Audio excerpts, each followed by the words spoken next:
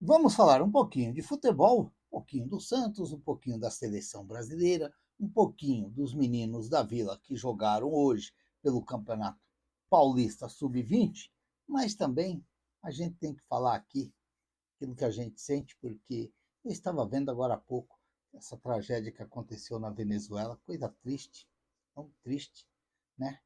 A gente passa a semana inteira que corre para lá, corre para cá atrás das correrias da gente e talvez passe um pouco despercebido. E quando você tem aquele tempinho um pouco para sentar e descansar um pouquinho, você começa a ver umas coisas tristes mesmo, meu Deus do céu. Mas, como se diz, nem tudo é só alegria, mas também nem tudo é só tristeza. A gente tem que tocar a bola para frente, porque é assim que vai o dia a dia de cada um. Mas negócio bem triste está passando o povo venezuelano, bem complicado, sim, esse momento.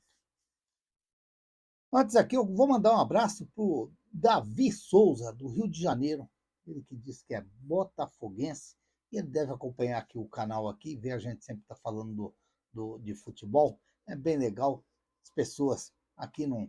Aqui a gente fala do Santos, às vezes mete o pau nos outros também, mas faz tudo parte dentro do futebol. O futebol ele é assim.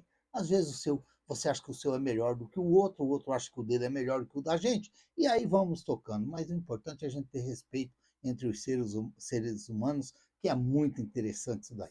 Um abração para o Davi Souza, do Rio de Janeiro, 6119. É esse aí, o Davi Souza. E o Santos jogou hoje. Não o Santos grandão, não o Santos titular do Sub-20, mas o Sub-20 do Santos empatou com o Corinthians lá no Urico Mursa, 0-0. Confesso que eu não acompanhei o jogo, porque não estava nem em casa, passei o dia hoje na casa da minha irmã lá em Americana, conversando, batendo papo e dando risada e curtindo o meu netinho, que é uma gracinha, que chegou de Portugal, está com 10 dias, 15 dias aí, e está sendo aquela maravilha. 5 meses, que delícia, que delícia. Meu Deus do céu, como que o Deus é bom para a gente. Obrigado, meu Senhor, obrigado. Que coisa linda.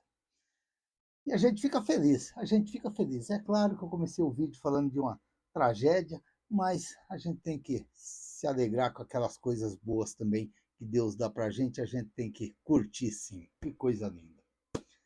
Então, é como eu disse aqui, os meninos da Vila empataram hoje com o Corinthians, o Santos Sub-20, que não perde para o Corinthians desde 2023. Parece que 6 jogos sem perder, parece que 2 vitórias e 4 empates. E o jogo hoje aconteceu lá no Urico Murcia. O Santos, que está invicto no Campeonato Paulista, com 2 vitórias e 1 empate, que foi o empate de hoje, 4 gols marcados e nenhum sofrido. 7 pontos na competição. E o próximo jogo dos meninos da Vila agora será no dia 4 de julho, às 15 horas, contra a Ponte Preta, no estádio Coronel Francisco, válido pela 4ª rodada do Campeonato Paulista. É bom a gente estar torcendo para os meninos da Vila, porque principalmente depois da entrevista do Alexandre Matos para a Santos TV, enquanto estava a maioria dos santistas aí tudo falando de reforço, Santos tem que contratar, Santos vai trazer 5 jogadores, Santos vai trazer 7 jogadores, tinha gente que estava dando até 7 jogadores. Aí chegou Alexandre Matos, falou, aí deu aquela calmada nos torcedores do Santos, porque aí a gente tem que começar a viver com a realidade do Santos, com a realidade do Santos. E aquele negócio de tantas contratações, mas porque o Santos precisa de 2 zagueiros, porque o Santos precisa de 2 médios volantes, e aí você fica em dúvida, você fala, pô, meu, mas tem 6 meses atrás que o Santos contratou 2 zagueiros, o Santos contratou volante, e o Santos está precisando de novo de volante e de zagueiro. Será que não está na hora do Santos dar aquela acalmada nas conversas e valorizar aquilo que tem dentro do Santos?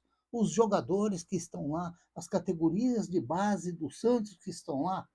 Parece que o Alexandre Matos Parece que o presidente Marcelo Teixeira, de tantas loucuras que fizeram aí para trás, contratando jogadores só para dizer que estavam contratando, parece que estão assim, como diz o Alexandre Matos, com os pés no chão. É claro que com os pés no chão, todos nós estamos, porque não tem como você ficar no ar. Mas é claro que a gente entende que os pés no chão dele é não fazer essas loucuras que o futebol brasileiro faz hoje. O futebol brasileiro hoje, não só o Santos, mas o Santos talvez é um dos maiores das loucuras do futebol, porque não dá para você entender quantos e quantos jogadores que o Santos contrata e a gente sabe que não vai virar. Futebol não é assim. Ah, vamos contratar, vamos trazer. Eu sempre brinco aqui. Se você tem crédito na praça, é que o Santos está meio complicado.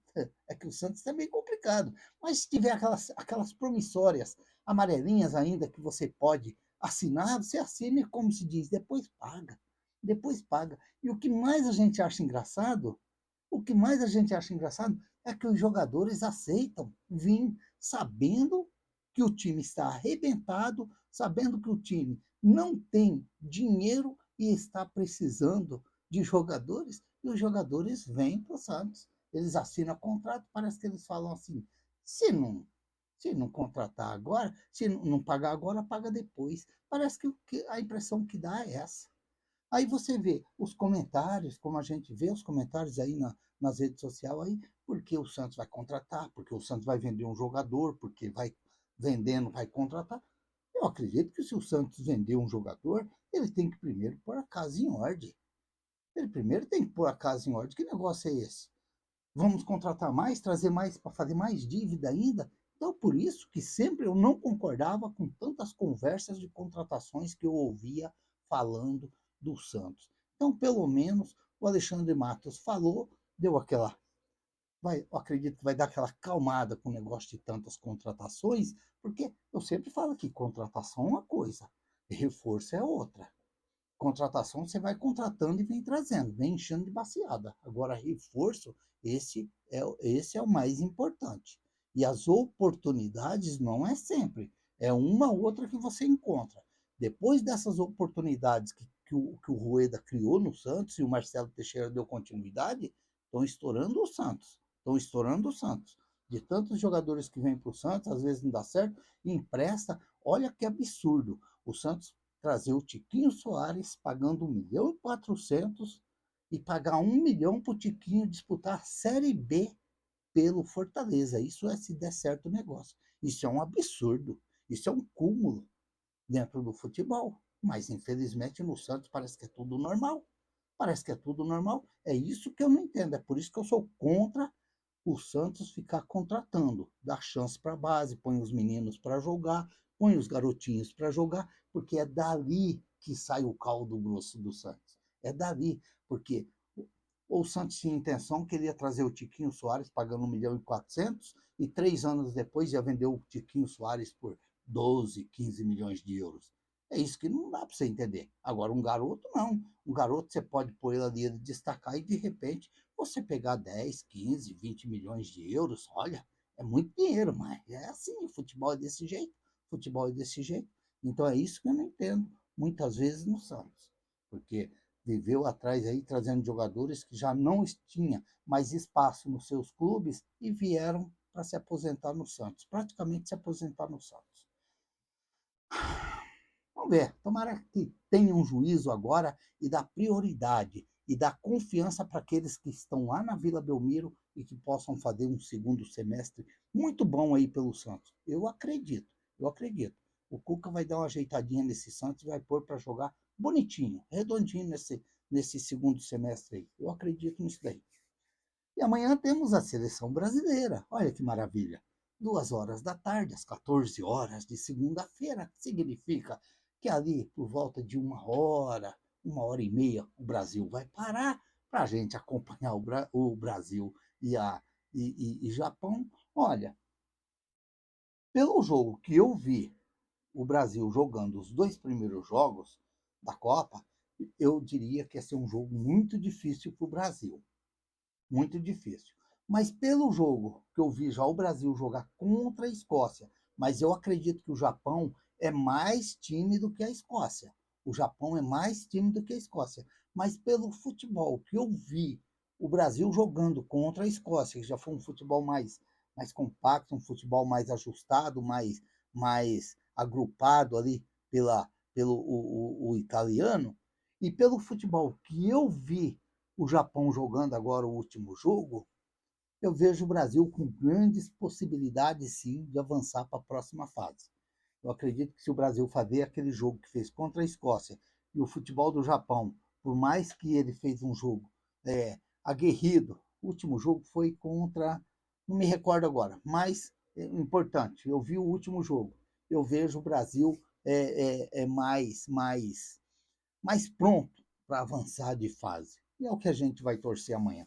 É o que a gente vai torcer amanhã. Quem sabe amanhã o Neymar possa jogar um pouquinho mais para ir ganhando ritmo, porque se o Brasil passar esse jogo de amanhã, vai precisar muito do Neymar para os próximos jogos. Não só do Neymar, mas como assim, como o próprio Vinícius Júnior, que está bem na Copa do Mundo, está bem na Copa do Mundo, pode se ajuntando ali e o Brasil ganhando força. Cada jogo que vai passando, ganhando mais força, que será muito interessante para o futebol brasileiro. Claro que é, claro que é.